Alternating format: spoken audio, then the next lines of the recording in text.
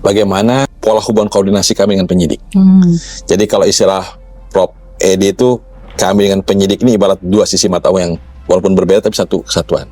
Kalau saya menyebutnya konsep suami istri, Prof. Kenapa? Kalau kita tidur ya tidur bareng, kemudian kalau melek bareng juga gitu.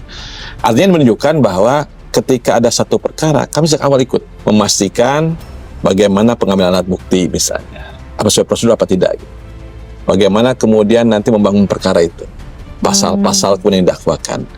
Dan mekanisme ini sebenarnya bukan hal yang baru bagi kami, karena perkara-perkara pilkada misalnya tentang pilpres yang kami digabung di Sentra Gakutu itu efektif.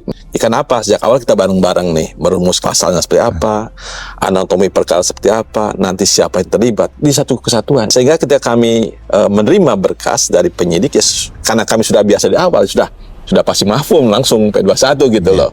Nah selama ini yang di dalam KUHP lama kelemahannya soal ada jeda gitu, ada jeda dalam artian yang tersekat-sekat.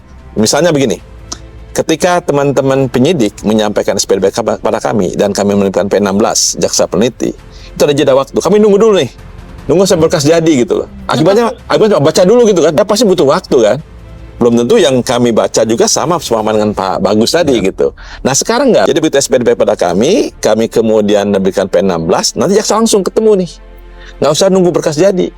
Bahkan Pak Bagus misalnya ketika ada melakukan peninjauan ke lapangan misalnya, cek dalam artian di tempat kejadian perkara, kami ikut. Jadi kami sudah membayangkan nih kalau dakwaan itu bentuknya seperti apa nih kurang lebih ini gitu. Kami sudah memulai itu. Dan satu hal yang bisa pastikan dalam konteks KUHP yang baru ini ya, tidak akan terjadi perkara yang bolak-balik. Ketika misalnya dalam artian walaupun kami sudah bersama-sama dengan Pak Bagus bareng-bareng, tiba-tiba di tengah jalan kami berbeda pendapat. Pak Bagus menyatakan ada unsur pidana, kami tidak. Ya. Maka itu kemudian kami koordinasikan. Koordinasi nggak selesai. Ada suatu forum disebut dengan forum gelar perkara bersama. Kemudian atasannya Pak Bagus, atasan penyidik, atasan pengawas daripada penyidik. Kami juga sama, atasan daripada jaksa, atasan pengawas, kami jamwas, ada hadir. Bahkan penasihat hukum bisa hadir. Korban bisa hadir. Pelaku juga bisa hadir. Bahkan ahli. Bagaimana kalau kemudian disput lagi? Walaupun sudah gelar perkara segala macam, seterusnya ternyata kami dengan Pak Bagus beda pendapat lagi, perkara serahkan pada kami. Jadi nggak ada lagi yang dulu kejadian perkara bolak-balik bisa berulang tahun dan seterusnya, nggak ada. Karena pasti ada akhirnya.